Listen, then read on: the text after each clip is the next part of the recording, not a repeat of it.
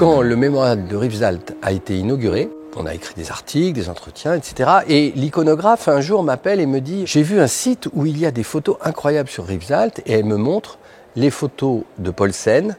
Il y en a des centaines, des milliers, etc. Et j'ai été voir en Suisse l'archive de Paulsen. Différents archivistes s'en sont occupés, dont le dernier est Marcus. Et donc, on a assez rapidement discuté pour faire une exposition ici à Rivesaltes.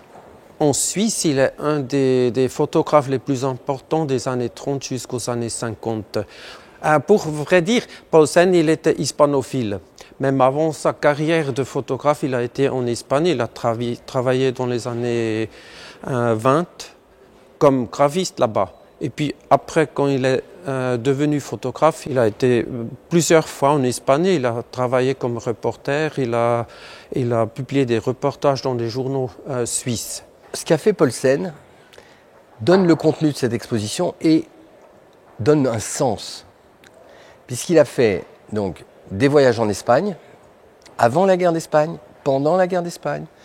Il est là le jour où les Français ouvrent la frontière aux Espagnols réfugiés, le 28 janvier 1939.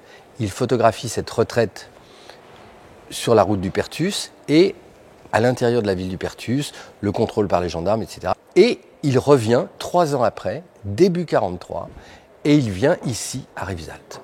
Il fait un froid, une folie, un vent incroyable, et il va créer une image de ce camp qui, en fait, est en adéquation absolue avec ce mémorial et ce que les gens qui dirigent ce mémorial veulent faire.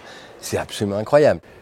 De l'autre côté, un trait spécifique pour Paulsen, c'est qu'il a le don de se faire invisible.